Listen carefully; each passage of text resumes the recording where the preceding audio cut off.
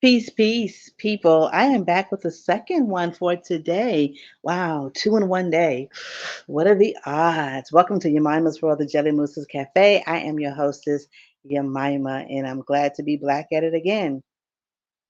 I have a second one today because I had a conversation with a relative earlier today, and I wanted to come on and do this before I forget stuff because I'm seasoned and I will forget things, and so I wanted to come on and just really do this real quick.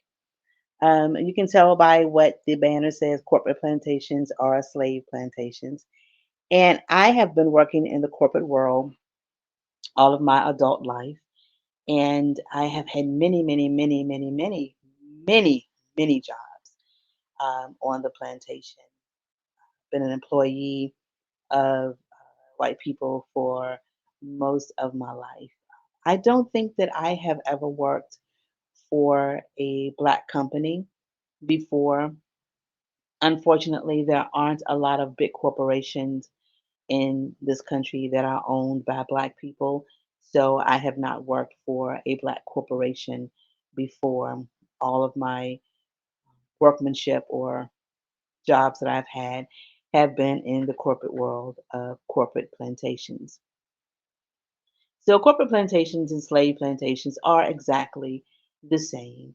They may look different, but when you get to the root of it, it is exactly the same thing. So I think I'm going to start a new segment because it's going to take me a few segments to get through it. And I don't want to do them in like 1 and 2 hour blocks because people will stop listening. And I want you to hear me. So I may do maybe 15 minutes per segment to get all of this information out. And from what I understand from looking online, there are books talking about this very subject, corporate plantations that are really slave plantations. So let's dive into how they are alike. Let's first get us to the plantation and how we arrive at the plantation, how we arrive at our jobs. So we're going to go back to slave plantations, to chattel slavery. We know that our ancestors were brought here, of course, from Africa and were enslaved on the soil. And we also know, if you listen to any of my other podcasts, any of my other videos, you'll know that I always talk about the fact that the white people didn't just go over to Africa and say, hey, there's some Negroes, let's just take them to the New World. But they studied African life and they determined what skills that they had and how they would fit into this new world, especially the men, women too, but especially the men, and how they would fit into if they were rice growers in Africa, then we're definitely going to take them down to South Carolina, where rice is plentiful. Since we don't know how to grow it, we're going to get someone who's skilled at knowing how to grow this rice. Basket weavers, we need somebody in this particular area of the South to weave baskets. We need someone that has the skills of a blacksmith so that they can make shoes for our horses, so that they can make things that we need to make our lives easier. So they looked for the skills that Africans had and they brought them here and they strategically placed them in those areas. Now, once they got to those areas, they didn't automatically just go straight to the plantation. No, no, no, no, no, no, no, no, no. They went on the auction block first. Now, whenever there was an auction of Africans, they would send out flyers because, of course, the internet had not been invented. They didn't have social media. They couldn't look on Facebook. They couldn't look on Indeed. They couldn't look on, job search. So they would send out flyers for people to know that there was an auction coming up. And on the auction flyers would have the skills, would have the enslaved African's resume, if you will. Never the name, but they would have male or female, adult or child, and the skills that they possess. They may have male, 30 something years old, is a great blacksmith or a great horseman, driver, a farmer. And then for the women, they may have female, 20 something years old. She's a great wet nurse. She's a great seamstress, a great cook, all of those things. So now, when you are applying for a job in the 21st century, what do you list on your resume? Your skills. You list your skills. For whatever plantation has put out a notice that they are looking for said skills. So you list those on your resume. With me? So now another way that we get to the plantation is even in the 21st century, we have an auctioneer. That's what they were called back then. We call them temp agencies. They are the auctioneers.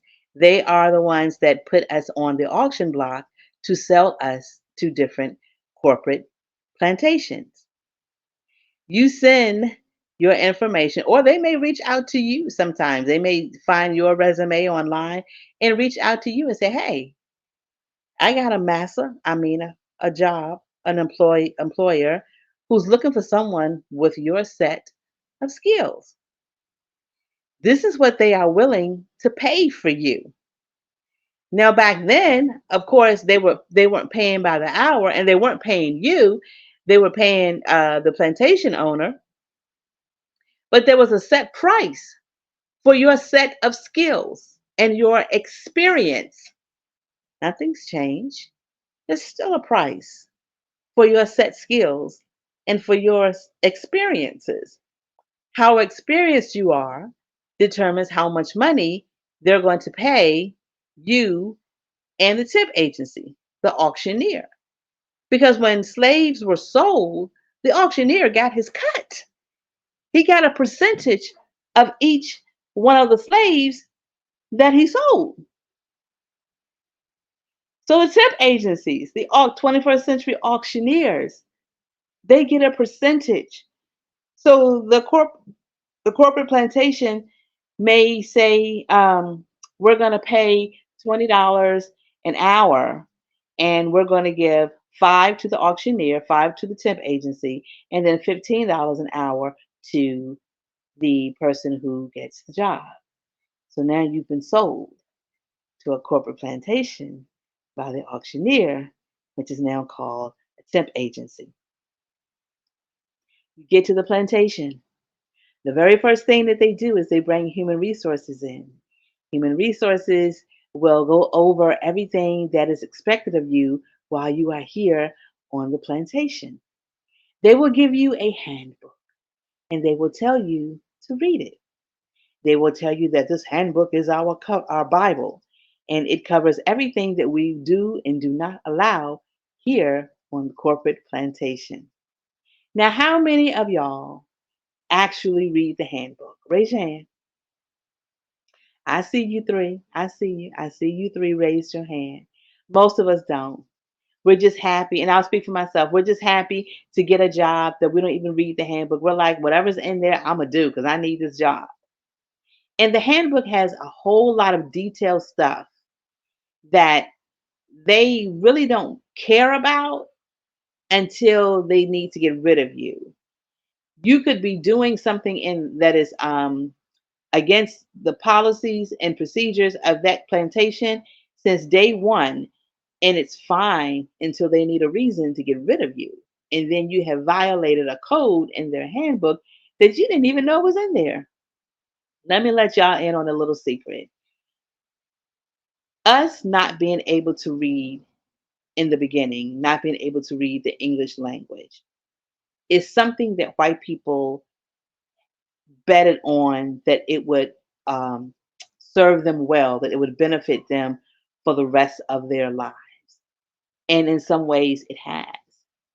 Because we now have the freedom to read today. I don't know about next week. I mean, they're banning books, so next week we might not. But we have the freedom to read books and we don't. Or we have the freedom to read and we don't. Whether it's a book, whether it's a contract, whatever it is, we have the freedom to read it and we don't use that freedom. So we go ahead and we sign our name on the dotted line that we have read the handbook and we accept everything in it. And we vow not to go against anything in that handbook. Another way the corporate plantations are like slave plantations. They're banking on you not being able or not wanting to read what they have given you. So now we got the job. They say they're going to pay us $20 an hour. And I know when we get that job and they call and say, hey, we'd like to offer you this position. They send you a nice little offer letter and you read the offer letter and it says $20 an hour. And you're like, okay, all right. And that's all you read. And you sign it and send it back and they send you to get your drug test and they have to do a background test and all of that they pay for. You ain't got to come out your pocket for that for nothing. And you start with them. And so human resources gives you your handbook and they tell you that that's their Bible. Then they hit you with, okay, so these are the options that we offer as far as your benefits. We offer medical. This is how much it is per month. Usually it's about $45 a paycheck. So that's $100 out of the $20 an hour they're paying you. So $100 a month for medical. Then they hit you with dental and vision. And I don't know why dental and vision isn't that much. Um, Usually it's a few dollars a paycheck. And I'm thinking because they really give you the bare minimum when it comes to the benefits of vision and dental. They give you your 2 free cleanings a year, and you get one exam for your eyes, and you maybe get one pair of glasses at a discount. But major things that you need, like if you need cataract surgery, uh, you usually have to come out of your pocket because you have like a really high deductible for that. Or if you need braces, they ain't paying for that. So there's more money coming out of that $20 an hour that they say that they're going to pay you. And then they have short-term disability that you have to pay. You don't have to pay into, but if you want something short-term disability, then you have to come out of your pocket for that. And then that's taken out. So that $20 an hour is coming on down. Coming on down. So then we don't figure in taxes. Because we get that calculator and we're like, okay, $20 an hour. So 20 times 8 hours times 40 times 4. Okay, this is what I'm gonna bring home a month. No, no, no, no, no. No, it's not. You're gonna bring home a fraction of that. After taxes hit and all of those benefits hit, you're no longer making $20 an hour. And then you're paying taxes on everything else. So your money's already been taxed. And then you go to the grocery store and you still have to pay taxes with the money that has already been taxed. If you buy a car to get to said job, in a lot of states, I know here in Virginia, you're paying personal property taxes once a year. So the money that you got from your job to buy the car is being taxed again because you got to pay personal property tax on the car. If you own a home, you're paying personal property taxes for your home. So that $20 an hour is really nothing. It's now about $15 an hour. And if they come in at $15 an hour, you're really making about 10, which is not a livable wage. It's actually slave wages. So then they want to hit you with something that they say, oh, well, we offer profit sharing. Profit sharing to me is kind of almost like sharecropping. How much of the profits are you really sharing? And when do you get it? When do you get those profits? Because the owners get it every day. They share in the profits every day. Do you have to be there for a certain amount of years before you can get profit sharing? The 401k, some of the companies that have 401k, that's a pretty decent deal. But it's still you're still not making that $20 an hour. My grandfather was a sharecropper, and he was illiterate. He could not read. And so at the end of the year, uh, he would be presented with um, a bill, and I'm sure it was probably padded. It more than likely had things on there that he um, didn't use or didn't need. Things like, oh well, your equipment broke down and I had to buy you new equipment, so you owe me for that. Or you didn't have enough money for seeds, so I paid for your seeds, so you owe me for that. And at the end of the year, my grandfather had nothing. And so these corporate plantations are the same way. They will nickel and dime you as far as what they consider benefits. And by the time you finish paying for your own benefits, because that's what you're doing, you're paying for your own benefits. They're like, well, what benefits do the company give? Well, they give medical, but I pay $100 a month for it. Well, where's the benefit? If they're paying medical, then you pay medical. I know small businesses are not able to do that, but these large federal corporations, I think they're able to pay medical. Still slave wages and still a slave plantation. The only thing that's changed is how it looks. They put you on the auction block. You come in. They promise to pay you this amount of money, and it doesn't equal to what you're working, doesn't equal to that amount of money, or they're not paying you that amount of money equal to your work. So you're not coming out ahead. We're still living in times where everybody that is lower income and even middle income is living paycheck to paycheck. And these jobs that we are forced to have, and people are like, well, you should have went to school. I know people that have degrees and are sitting in call centers. And I know now a lot of call centers are tagging on that you have to have a degree in order to work for them, to answer the phone for them. They want you to have a degree. And they'll hire you without a degree, but they'll bring you in at like $10 an hour as opposed to $15 an hour with a degree. That's still no money.